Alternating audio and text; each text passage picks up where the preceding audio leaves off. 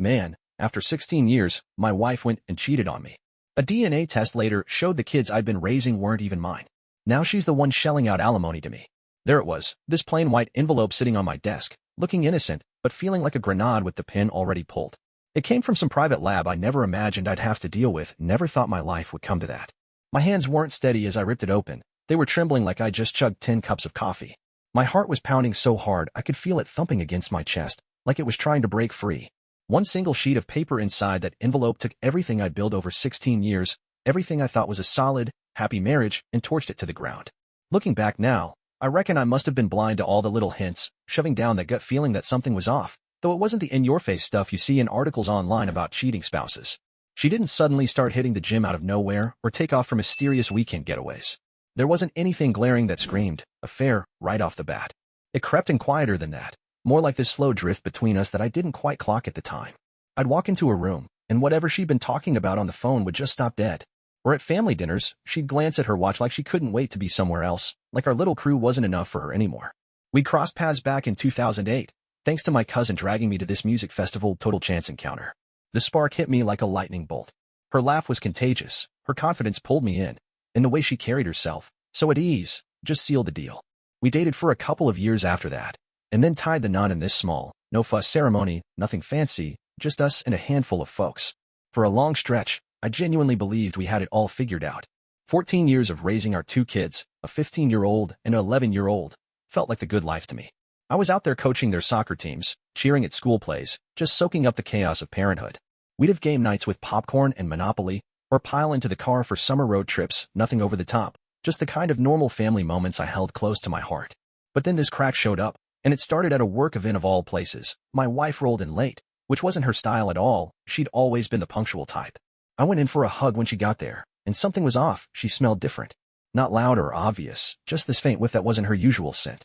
Later that night, I brought it up, and she brushed it off with a chuckle, saying she'd been stuck next to some guy in the elevator who must have been wearing too much cologne. I bought it. Why wouldn't I trust her? But that was just the start. Then the texting kicked into overdrive.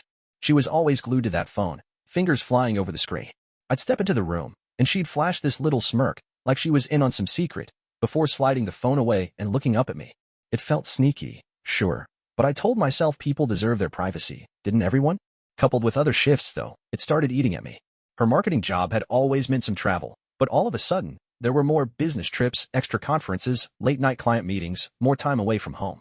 She'd explain it away, and on paper, it added up, but deep down, something felt crooked. One Tuesday in October, I dragged myself home early because my stomach was churning, had been all morning, like a bad omen.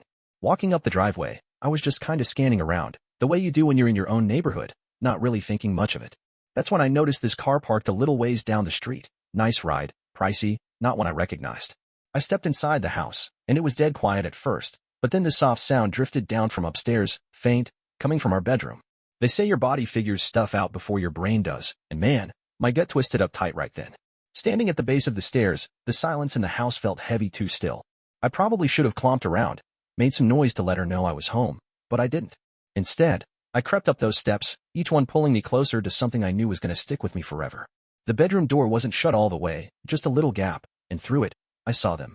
My wife and some guy I'd never laid eyes on, right there in our place. That bed we'd shared for 15 years, where we'd nursed sick kids, swapped dreams late at night, where I thought we'd built something real. Now, I'm a big guy 6'4", 255 pounds, decent shape, maybe a bit of a beer gut, so when I shoved that door open, they didn't have a chance to play it cool. They split apart fast, fumbling like startled deer, but the damage was done. Her face went white as a ghost as she yanked the sheets up to cover herself. The guy couldn't even look at me. I was darting everywhere else. I didn't lose it, didn't start chucking stuff around. I just pulled out my phone, snapped a few pics and a quick video for proof, then got right up in that dude's face and told him to get out of my house. After that guy hightailed it out of there, I turned to my wife, stared at her for a second, and then just walked away. That night, my phone lit up with 32 missed calls from her. I hit the road with no plan, driving around until I finally pulled into a hotel parking lot and checked in. The texts kept rolling in, one after another, excuses, apologies, promises that sounded emptier with every word she typed. For days later, I figured I'd at least hear her out, so we met up at this coffee shop, neutral ground, no home field advantage for either of us. She sat there, tears streaming down her face, telling me it was a slip-up, purely physical, nothing deep, like that was supposed to make me feel better. Claimed it only happened a handful of times. I just nodded, letting her spill it all out, not interrupting. Then I hit her with the question that had been gnawing at me since I caught her. Are the kids even mine? The way she froze up, that split-second hesitation, said more than any words could have. A few days later, this plain cardboard box showed up, 3 little DNA test kits inside, each with cotton swabs and tubes, all identical, like some twisted science project. The directions were straightforward enough: swab the cheek, seal it up, send it off, and wait 6 to 10 days for the lab to spit out the truth. The tough part wasn't the swabbing itself, it was getting those samples from my kids without breaking down right in front of them. They didn't suspect a thing too trusting, too easy to convince. I fed them a line about it being for some family health study, and the words stung my throat like cheap whiskey as I said them. Those kids looked at me with total faith, no questions asked. I'd been there since day one, raising them from babies. Could they really not be mine? It didn't even seem possible. Every time I glanced at my son, people swore he had my goofy, crooked smile. My daughter had this eye roll she'd throw my way when she was ticked off, same as I did. Everyone pointed it out. Was that just them picking up my habits, or was it in their blood? I'd never had a reason to wonder until now. That week of waiting was pure torture. I'd shuffle into work, been an accountant at this mid-sized manufacturing outfit for years, and try to focus. Normally, numbers were my thing, all neat and logical, but they just blurred into nonsense on the screen. I'd catch myself staring at the family pictures on my desk, squinting at their faces, hunting for clues I might have overlooked. My wife wouldn't let up, kept calling, texting, saying we could fix this with therapy or something. Not a chance, not with where my head was at. I wasn't in any mood to work through this mess.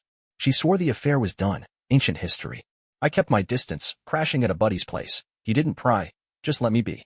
Then the results landed in my inbox, with a paper copy supposedly on its way. I parked outside my friend's house, phone in my hand, and just sat there, frozen, for almost an hour, couldn't bring myself to tap that email open. When I finally did, the cold, technical wording didn't cushion the gut punch. 0% chance I was the father, not for either kid. It was like the ground slid out from under me. 17 years, and not one of those kids was mine biologically. This wasn't some one-off whoopsie. This was a lie she'd kept up, layer by layer, for almost 2 decades of my life. I drove over to what used to be our house, hers now, I guess, and pulled into the driveway. She must have been peeking out the window, because the front door swung open before I even got to it. One look at my face, and she knew I knew. Who's their real dad? My voice didn't even sound like mine, flat, hollow, unfamiliar. She crumpled into a chair at the kitchen table, like her legs gave out. It's complicated, she mumbled, then. No, it's not. The story came out in jagged pieces, like she was coughing up glass. Turns out there'd been other guys before the one I'd walked in on, including some dude from way back, before we even met. That same guy had been in and out of her life the whole time we were married, a shadow hanging over everything. Why didn't you just leave me? I asked, my head spinning. Why keep up the act? Her answer didn't even make sense. Because I love you too. Like that explained anything. So I pressed her, when did she know the kids weren't mine? Get this, she'd done her own DNA test years back, right after our daughter came along. She'd known the truth all that time. Every night I'd rocked them to sleep. Every scraped knee I'd patched up. Every bike riding lesson in the cul-de-sac. She'd known all along those kids weren't mine biologically. Every Father's Day card they'd handed me, every "I love you, Dad," that warmed my heart. It was all resting on a foundation of quicksand. Do they know? I blurted out, my chest tightening at the thought of my kids, because no matter what, they were still my kids in every way that counted. Finding out like this. No, she said, her voice shaky. Nobody knows except me and him. The betrayal kept unfolding, peeling back layers I hadn't even guessed at yet. Every new piece of this mess hit harder than the last. I'd been living a life that wasn't really mine, like some actor stuck in a play where the script was a total mystery to me. I walked out of there with no clue what came next, just a heavy fog in my head.